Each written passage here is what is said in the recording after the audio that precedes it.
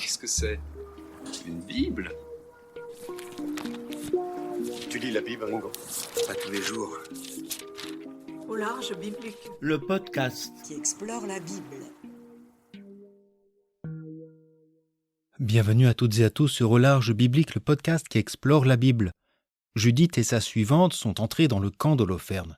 La présence de cette jeune femme provoque l'attroupement et l'effervescence des plus curieux qui la dévorent des yeux. L'attrait de Judith va jusqu'à troubler les officiers et Holoferne lui-même. Cependant, face à ce dernier, elle doit se montrer plus intelligente que belle. Dans un discours argumenté et très subtil, elle se présente comme celle qui peut apporter la victoire. Car, dit-elle, en raison du siège, la Judée est prête à renier les lois de son Dieu. Ce dernier lui indiquera le jour favorable pour une attaque victorieuse. Judith réussit à convaincre Holoferne, lui demandant simplement de sortir du camp chaque matin pour consulter le Dieu d'Israël. Après 3 jours, Judith est vivement invitée à se joindre à Holoferne et son cercle proche lors d'un repas bien arrosé. Il est peu dire que cette situation met en danger la vie et l'intégrité de notre héroïne. Pourtant, la situation va tourner à son avantage.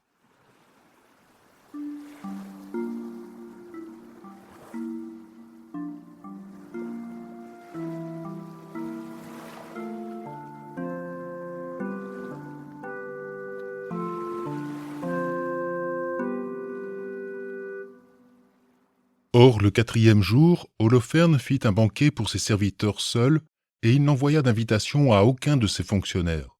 Il dit à Bagoas, l'eunuque préposé à toutes ses affaires, « Va persuader cette femme hébraïque qui est chez toi de venir auprès de nous et de manger et boire avec nous. Car pour nous, ce serait perdre la face de laisser de côté une femme pareille sans avoir eu de relations avec elle. Car si nous ne l'attirons pas, elle se moquera de nous. » L'heure approche en ce 4e jour, car Béthulie ouvrira ses portes à l'ennemi au 5e jour, et pour l'instant rien ne se passe. Or, advient ce repas, ce banquet, que le grec qualifie de potos. Le même terme avait été utilisé pour le repas, la petite collation entre Judith et les chefs de Béthulie. Mais ici, la situation s'inverse. Judith n'est pas à l'initiative et ce potos, ce partage de boissons, a tout l'air d'une beuverie. En effet, ce ne sont pas les officiels ou l'état-major qui sont conviés, mais le cercle restreint des proches d'Holoferne. Judith est invitée à une soirée privée qui pourrait mal tourner. Nous apprenons que, jusqu'ici, Judith a été confiée à la garde de l'eunuque Bagoas, protégeant ainsi son intégrité. Je rappelle qu'Holoferne destine Judith à Nabuchodonosor en raison de son intelligence et surtout pour la beauté de son visage. En sortant du logement de l'eunuque, Judith quitte un environnement protégé, un lieu plus risqué.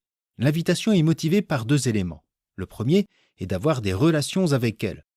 La phrase reste, à ce stade du récit, ambiguë. Le verbe utilisé au miléo peut signifier débattre, comme aussi avoir commerce avec quelqu'un, de manière générale ou plus particulière et parfois en usant de violence. Le second élément tient à l'orgueil de Nabuchodonosor, l'orgueil de mal pourrait-on dire. Ce serait perdre la face, elle se moquera de nous. Mais lorsque Bagoas présente l'invitation à Judith, ses propos sont légèrement différents. Bagoas sortit de devant Holoferne. Il entra chez elle et dit « Que cette belle servante n'hésite pas à venir vers mon Seigneur pour être honorée devant lui, boire avec nous du vin dans la joie et devenir aujourd'hui comme l'une des filles des fils d'Assour qui se tiennent dans la maison de Nabuchodonosor. » Bagoas lui rappelle qu'elle est invitée en tant que « belle servante », afin d'être honorée en la présence d'Holoferne, boire du vin dans la joie comme les filles assyriennes auprès de Nabuchodonosor. Bagoas, malgré l'emploi de termes nobles, laisse entendre que l'invitation n'est pas simplement pour tenir le crachoir à Holoferne et faire bonne figure. Il s'agit de boire pour devenir l'objet de ces messieurs. La réponse de Judith permet de saisir qu'elle a bien compris l'allusion. Judith lui dit « Qui suis-je pour contredire mon Seigneur ? Tout ce qui est agréable à ses yeux, je me hâterai de le faire, et ce sera une joie jusqu'au jour de ma mort. » Judith sait que sa situation de captive ne lui permet pas de refuser. Elle se soumet et fera ce qu'il désire sans rechigner, avec une allégresse qu'elle associe paradoxalement à son décès. On pourrait comprendre qu'elle en gardera le souvenir jusqu'à sa mort. Cependant, l'image est perturbante. Judith voit-elle sa fin ou le pire advenir lors de ce banquet festif? Elle sait qu'elle sera entre les mains des convives pour servir leurs désirs et non tenir la conversation. Derrière cette réponse, on peut se demander si Judith a déjà un plan en tête. Beaucoup de commentaires laissent penser que ce qui va se passer fut calculé d'avance. Or, je penserais l'inverse. À chaque instant, Judith profite des opportunités qui lui sont données. Ainsi, dès le départ, son initiative n'était pas prévue. Elle s'est obligée, pour ne pas dire sacrifiée, face à l'inertie craintive des chefs de Béthulie. Ici encore, ce repas n'était pas annoncé. Il advient de manière inattendue. Or, maintenant, Judith a tout à craindre. Avec ces derniers mots « jusqu'à ma mort », le rédacteur ménage un suspense. Le récit se poursuit d'ailleurs dans cette visée dramatique qu'on peut craindre pour Judith.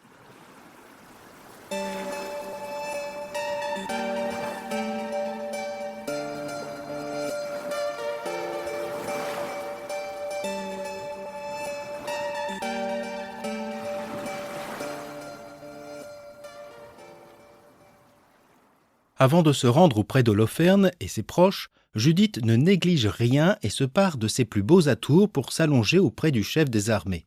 Cette fois, le texte ne tourne pas autour du pot. Holoferne bout de désir pour Judith et souhaite des relations sexuelles avec elle. Judith entra et s'étendit à terre. Le cœur d'Holoferne fut transporté par elle et son âme fut agitée. Il fut saisi du désir très fort de s'unir à elle. Il épiait le moment favorable pour la séduire depuis le jour où il l'avait vue. Holoferne lui dit « Bois et sois dans la joie avec nous. » Judith lui dit « Je boirai donc, Seigneur, parce que ma vie est honorée aujourd'hui plus qu'en aucun autre jour depuis ma naissance. » Le récit nous confirme que Judith n'a pas été invitée pour une conversation mondaine. Holoferne n'a qu'un seul désir, coucher avec elle au moment favorable, c'est-à-dire tromper sa vigilance après l'avoir fait boire, ce qui ne serait ni plus ni moins qu'un viol. De manière dramatique, ce moment favorable, que nous attendions nous aussi, devait être celui de l'annonce divine de l'heure de la bataille contre Béthulie. Le moment favorable qui condamnait une Judée pécheresse. Or, ce n'est plus ce moment-là qu'attend Holoferne. L'objectif premier de sa conquête devient Judith elle-même en tant que proie.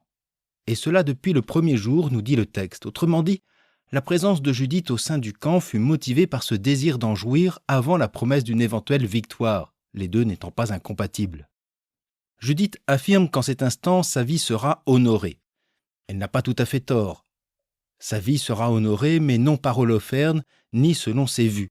Ce dernier, d'ailleurs, ne pourra passer à l'acte. S'adonnant davantage à l'alcool, il devient incapable de se mouvoir. Des commentaires attribuent cet excès d'ivresse à l'interdit qu'il s'est imposé en réservant Judith au bon plaisir de son maître et seigneur, Nabuchodonosor. Ne pouvant consommer Judith, Holoferne se noie dans le vin. Holoferne était en joie à cause d'elle et il but énormément de vin, plus qu'il n'en avait jamais bu en un seul jour depuis qu'il était né. Dans sa pièce, Jean Giraudoux présente une Judith tombée amoureuse d'Holoferne. Bien des représentations artistiques suggèrent une relation sexuelle entre les deux personnages. Le texte biblique est des plus clairs sur ce point. Jamais, pas même de manière suggestive, il n'évoque de rapport entre Judith et Holoferne. Bien plus, il met en avant l'intégrité et la chasteté de cette dernière qui montre davantage de sobriété dans cette situation où elle ne perd nullement courage.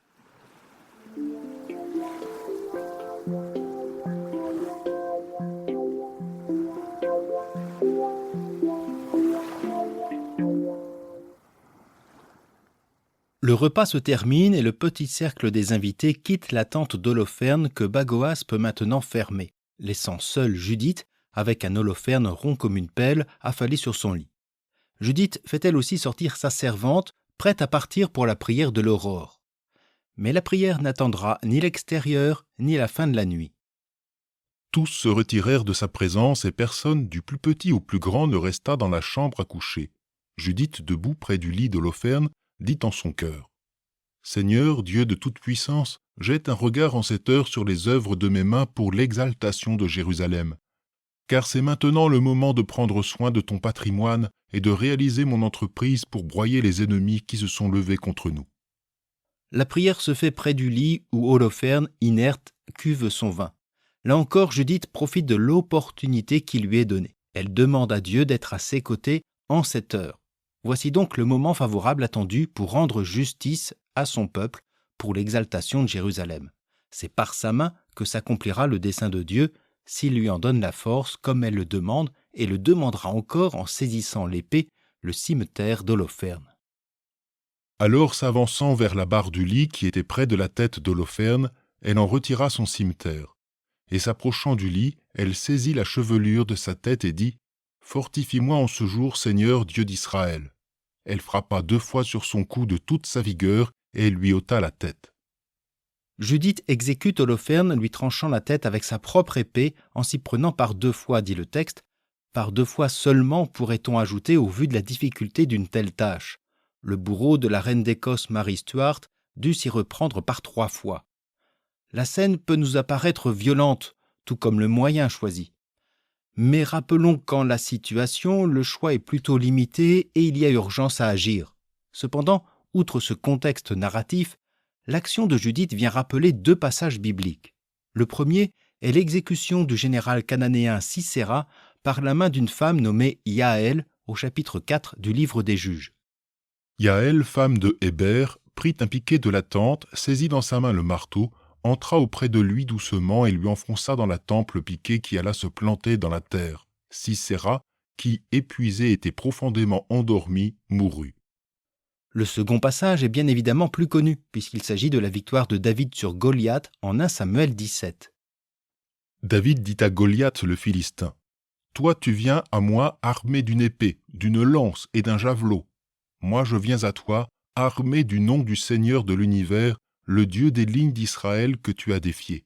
Aujourd'hui même, le Seigneur te remettra entre mes mains, je te frapperai et je te décapiterai. » Ainsi David triompha du Philistin par la force et la pierre, il frappa le Philistin et le tua, il n'y avait pas d'épée dans la main de David. David courut, s'arrêta près du Philistin, lui prit son épée en la tirant du fourreau, et avec elle acheva le Philistin et lui trancha la tête.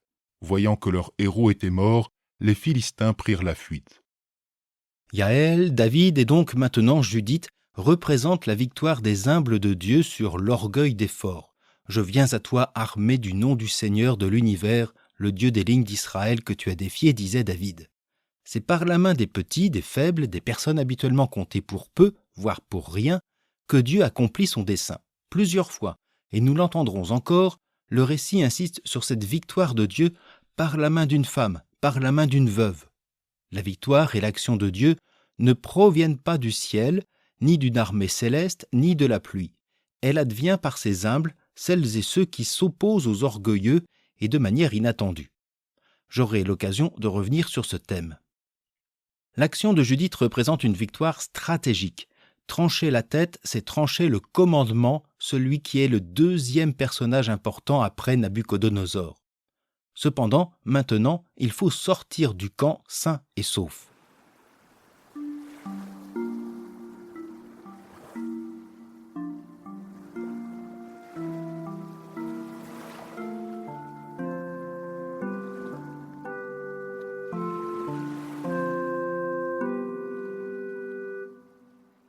Judith fit rouler le corps d'Holoferne hors de la couche et enleva la moustiquaire des colonnes.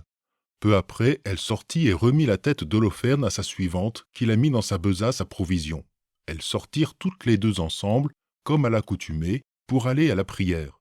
Ils traversèrent le camp, contournèrent le ravin, montèrent à la montagne de Béthulie et arrivèrent à ses portes. Le geste de Judith ne se limite pas à l'assassinat d'Holoferne.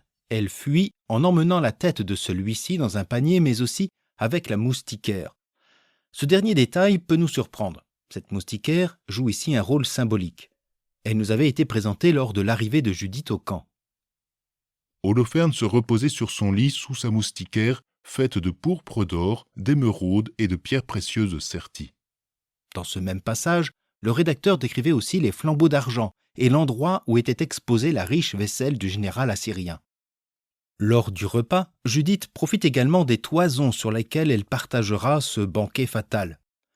Cette moustiquaire constitue dans notre récit l'objet à la fois le plus précieux mais aussi le plus intime, le plus proche d'Holoferne. Ainsi, la moustiquaire symbolise à elle seule la richesse, la puissance, mais surtout l'orgueil d'Holoferne attiré par tout ce qui brille et notamment Judith. Or, c'est maintenant Judith qui tient en sa main l'homme du pouvoir et son orgueil auquel s'oppose la richesse intérieure de cette dernière, sa foi au Dieu d'Israël et une foi éclairée. Elle peut ainsi partir avec ces 2 trophées qui vont jouer un rôle par la suite. La sortie de Judith est particulièrement intelligente. Elle profite de cette autorisation de sortir pour prier afin de fuir sans être inquiétée par les gardes. Reprenant le chemin inverse du départ, par le ravin, elle et sa suivante arrivent aux portes de Béthulie.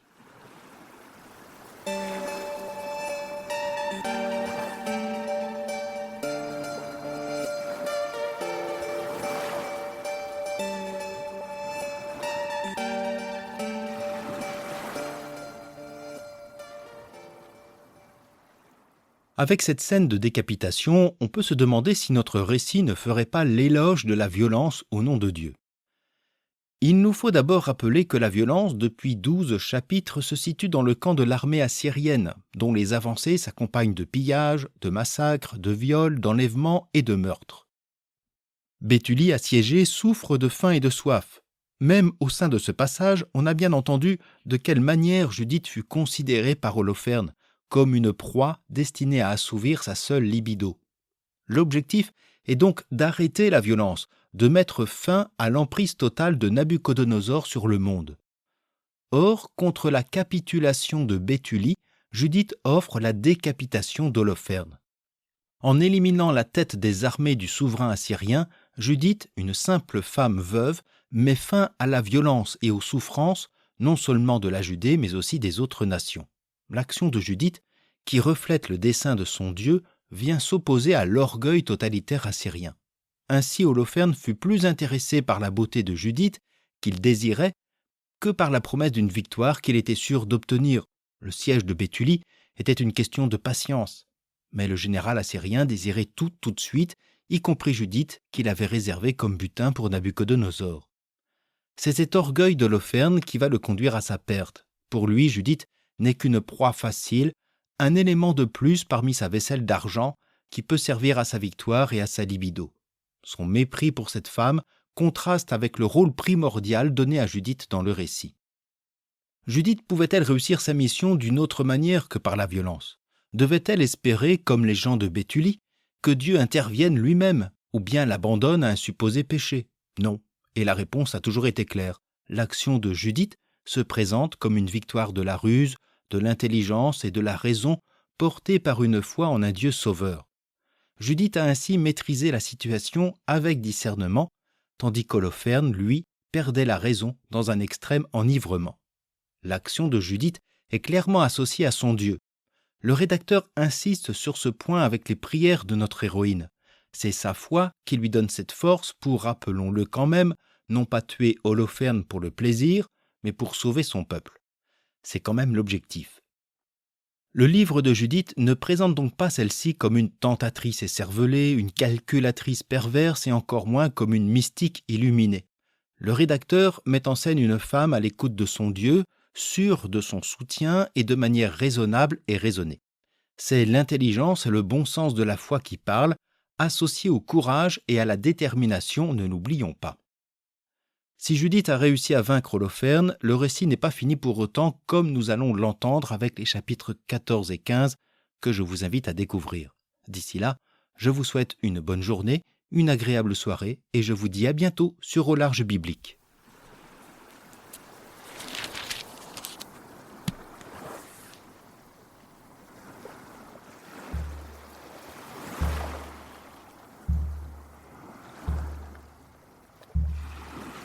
Au Large Biblique est un podcast créé et animé par François Bessonnet, prêtre et bibliste.